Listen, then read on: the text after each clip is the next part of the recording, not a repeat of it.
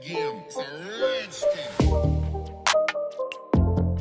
What's going on, everybody? It's the Bull Show, aka Aiden, and welcome back to another video. Ladies and gentlemen, today we've got a lot of stuff to talk about in relation to the Chicago Bulls and the NBA in general. We saw a trade happen that sent one of the East's best guards in Bradley Beal to the Phoenix Suns out west. We obviously got a rumor that Nikola Vucevic will be getting a certain contract that I personally think, you know, not the best contract, but is it the worst contract? We'll discuss that as well in this video, as well as where I've been. You know, at the end of the day, I've been out for 6 days, I believe, 5 days. I don't know the exact time frame, but it's been a very long time. Not really, you know, you're not used to seeing me gone for that amount of time, in all fairness. So where have I been and what have I been doing? We'll discuss all of that in this video. But before we get started, please like and subscribe to the Bull Show, turn notifications on, and let me know in the comments below your thoughts about all of the rumors and news that's taken place over the last few weeks.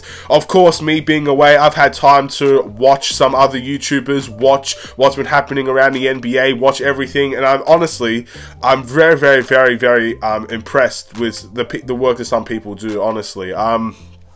Not going to name names, not going to show any favoritism or anything like that. But yeah, really exciting stuff that's happening in the NBA. And of course, with the NBA draft coming up very soon, I'm just so happy to be back, honestly. Now, you can probably tell by my voice, I'm still not 100% there. What's happened to me? Well, I did end up getting COVID for the second time, ladies and gentlemen, in the space of a year. Funnily enough, I'm fairly certain that it happened around this time last year as well, but, you know, could be wrong there, and I still have it. So before you guys give me a big hug saying welcome back and all that, I suggest you stay away just a little bit. But again, it is what it is. Look, it happens. Again, my sister is a nurse. She does great work, and unfortunately sometimes things like that do end up catching on to the family members, and my goal is to make sure it didn't go to anybody else. So I've been stuck in certain rooms.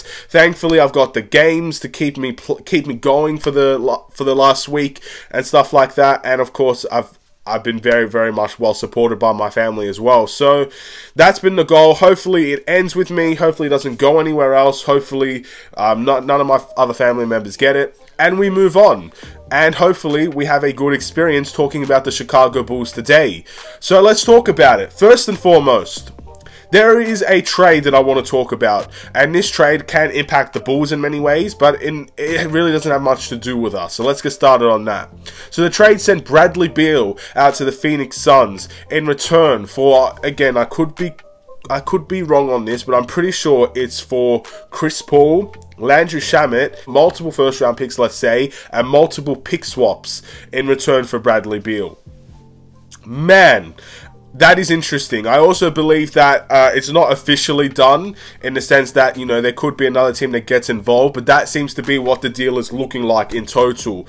And honestly, you know, we like to react to trades on this channel, don't we? Especially mock trades. We like to talk about how disastrous some trades are. We like to talk about how some trades don't make sense. We like to sometimes talk about how trades do make sense, but it's at the right players to bring into the team, stuff like that. You know, I think we're very equal-headed, equal-minded in reacting to trades. But when it comes to this type of trade, I honestly see one winner here, and that is the Phoenix Suns. I don't see any way, shape, or form that the Wizards win in this trade. And the Wizards have made some very bad decisions in their recent history. And if you're a Wizards fan and you're watching this, I really want to get your take on this, because look, from the outside looking in, I can't see how anybody from the Washington Wizards win this trade. Look, again, we've seen them sign some terrible contracts. Some of them we've had to take on board. Otto Porter is an example of this. They traded for guys like Jabari Parker from us, if I'm not mistaken, as well. That's a terrible contract. They signed Bertans to a terrible contract. They have lost trades in the past. But the Porzingis one is obviously a big one that they actually did win. And I felt like they lost in this trade as well. The way that I think about it, right? There is one thing I'm going to give credit to the Washington Wizards too. And honestly, if this is going to be the case that it turns out to be true, I think Washington gives a massive respect to their superstar players. You know, Bradley Beal is someone that's been loyal to them for so long, and maybe they did this trade just in the sense to give respect to their star player and let him leave on his own merit, on his own right. And of course, with Bradley Beal having the no trade clause, he has the right to guess, pick the team that he goes to. And I think Washington may have given him a lot of respect and a lot of leniency in that trade package. But when you're looking at the franchise itself, in what situation do they win here? They get no unprotected first-round picks, which is a necessity for a guy like Bradley Beal. I mean, the guy was averaging a ridiculous amount of stats. He was even playing close to a point guard for the Washington Wizards in these days. He was not just a shooting guard for them. He was everything to that franchise. He played point guard, he played shooting guard, he played the most minutes, and everything in between. You know, he did so much to that franchise. Surely you get more than pick swaps for Bradley Beal. I don't understand it in that retrospect. The second round picks are fine, but let's be honest, you needed first round picks, unprotected first round picks. I don't think pick swaps are enough. I don't think the Wizards did enough in this trade, and that's why I think for the vast majority of people as we speak now, thinks that the Wizards lost that trade in a nutshell.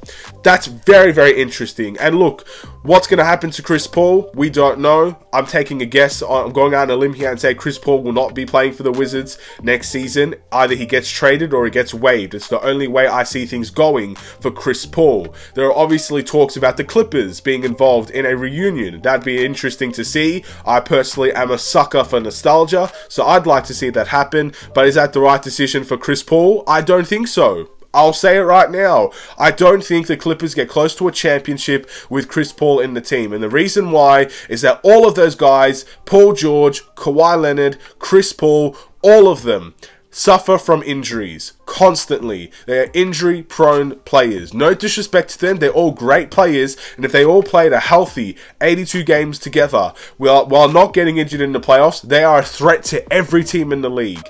But you can't trust them to do that at this point in time, and that's my fear if he goes to the Clippers. I think he should be picking a different team. What team it is, no idea. I don't think it should be the Bulls either. I would love Chris Paul to be on the Bulls, but I don't think he should be picking the Bulls because we are not a contending team and he doesn't have time to waste here. Maybe with him we can become a contending team. I have no idea. That's obviously going to be up to Chris Paul to decide. But either way, what are you going to get from a trade from Chris Paul either at this point? If Bradley Beal is going for that low, you're not going to get that much for Chris Paul either. Unless a team is ridiculously desperate to get him on their team. And then Chris Paul, I think, would still have to choose whether or not he'd want to play here. Interesting stuff there. But I really don't know what to say about that trade. I don't think it's a good one. But maybe this is a respect thing. But, you know, it kind of feels like to me that the Wizards just basically asked for their first offer. The Suns gave them an offer that, you know, maybe a first bid in many ways, and they could work from there. And the Wizards just said, okay, we'll take it. No negotiations needed. Get it done as soon as possible. I don't think they did the best business for themselves, in all fairness. But Phoenix, let's talk about Phoenix. Bradley Beal going to the Phoenix Suns. We could potentially see a team of Devin Booker, Bradley Beal, Kevin Durant, and DeAndre Ayton. That starting four looks ridiculously OP on paper. Again, that's going to be a hell of a 2K team to play with next season or next whatever 2K comes out. But, man, surely their issues remain the same. I don't think I'm the only person that sees this, but there's still no depth in their team. In fact, they got rid of another player that's considered part of their depth in Landry Shamet. They got rid of picks that they could have used to add to their depth. And at the same time, do they have enough money to improve their depth? I really don't know how this is going to work. A lot of people are saying that they've got rid of their truest point guard. Now, everyone is saying Devin Booker is going to play point guard. I personally think it's going to be Bradley Beal that plays the point guard. Again, I think people have underestimated how much point guard Bradley Beal has actually played with the Washington Wizards. And I think the stats speak for themselves. He averages 7 assists, I believe, last season for the Wizards. Granted, it was on a very, very mediocre team, I would say. But yeah, at the end of the day, I can most definitely see Bradley Beal being the point guard on that team. But he's not a true point guard. And they got rid of their true point guard. I personally think with Chris Paul on that team, if everybody remained healthy, they would have done a lot better than how they actually ended up ending their season. But again, you can't trust Chris Paul to stay healthy. That's the big motto there. I think Phoenix Suns have recognized that. So I don't know how they're going to improve their team. You know, maybe someone like Russell Westbrook will sign for Phoenix on a minimum deal in the hopes to win a championship. Maybe a veteran point guard will sacrifice money to go and compete for a championship. It could happen. Not going to rule it out. Maybe, hey, hypothetical situation, I don't know if this is actually allowed or not. What if the Wizards waive Chris Paul and Phoenix signs him on a minimum? What happened? You know, who's going to say no to that? I don't think any of that will happen, but at the end of the day, I really don't know how they can improve their team even further. Their bench depth is sorely lacking, and, you know, I think they're going to have have a great system, because you've got a lot of scorers on your team, and just scoring and nothing else is not going to be good enough to win in the NBA. You need a good system, you need good structure, and you need sacrifices. Who's sacrificing shots on that team? Is it Bradley Beal? Is it Kevin Durant? Is it Devin Booker? I'm not too sure. But for everybody saying that it can't work, I think you have to wait and see. Coaching is a massive part in this. You need to be able to coach these guys. And they're all veterans. They're all great players. They're all all-star level players. But are they coach worthy? And that really is what it comes down to. If you can coach a good system into these guys, where players are bought in and they're sacrificing some of their biggest parts of their game for others, and when they need to step up, they step up and stuff like that, I truly think this can work. In my heart of hearts, I think this can work. But that's the question. Will they be able to do that? I honestly don't know. I think right now my answer would be no, but I'm not ruling it out. I'm not guaranteeing it's going to fail. You just have to make sure there are pieces around them, which I don't know how they're going to get done. And I do believe you need a good coach in there that will coach a good system for them. Defensively, I have no idea what that's going to look like either. Offensively, I'm hoping it's not just constant isolation from Kevin Durant and Devin Booker and Bradley Beal and, you know, stuff like that. And hopefully DeAndre Ayton actually tries in the playoffs. You know, these things need to happen for Phoenix, for them to get to where they are. Because right now, I still would put Denver as the favorites to win next season, just because they won this season in dominating fashion. I wouldn't put it past teams like the Lakers to make a huge, strong push next season as well, especially if LeBron returns. You know, there are still teams out there like the Clippers, if they remain healthy, that's a threat. Sacramento, how are they going to look like next season? Was it a one-season wonder, or are they going to step up again? There's a lot. Even a team like Dallas, I wouldn't rule out, depending on which free agents they bring to the table, and especially with Luka Doncic there. So there's so much competition out there in the West. You've got to be very, very careful. But, you know, what do they do next? That's the next thing for the Phoenix Suns. Is it another trade? Is it free agency? I don't know. But as of now, they still need more, I would say. More work to do to improve some of the key areas that they suffered with last season as well. Okay, done with that trade. What does it look like for the Bulls? Technically, I'm not done with that trade. For the Bulls, I'll say this. I'm hoping that this is not a reflection of what the market's going to look like, and I'm hoping this is just the Wizards making another bad decision. The Wizards being the Wizards in many ways. Look, the Wizards have built up a reputation on bad decisions. So let's hope this is just one of them, and let's hope this does not reflect what the market is going to look like. Because if that is the level we're going to get for guys like DeMar DeRozan and Zach LaVine, honestly, I'm more than happy to keep both of those guys on this team next season than to trade them for mediocrity or to trade them for nothing of significance. You know, I think Chris Paul could work on this team. Would I trade DeMar DeRozan for Chris Paul? Honestly, I don't think I would. Would I trade Zach LaVine for Chris Paul? I don't think I would. And at the same time, beyond Chris Paul, what they got was not good enough. So I would not do that type of deal. You talk about the Tyler Hero deal with Zach LaVine. You talk about Zach LaVine interested in Philly. We talked about DeMar DeRozan trade with the Lakers. I think all of those trades were actually better for us than what the Wizards gave to Phoenix and Phoenix gave to the Wizards. Or in many ways, it's just what Phoenix gave to the Wizards.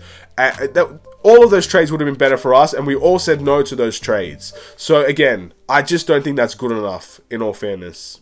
It just isn't good enough, and I would much rather keep those guys here than to lose them for a trade where we clearly lose.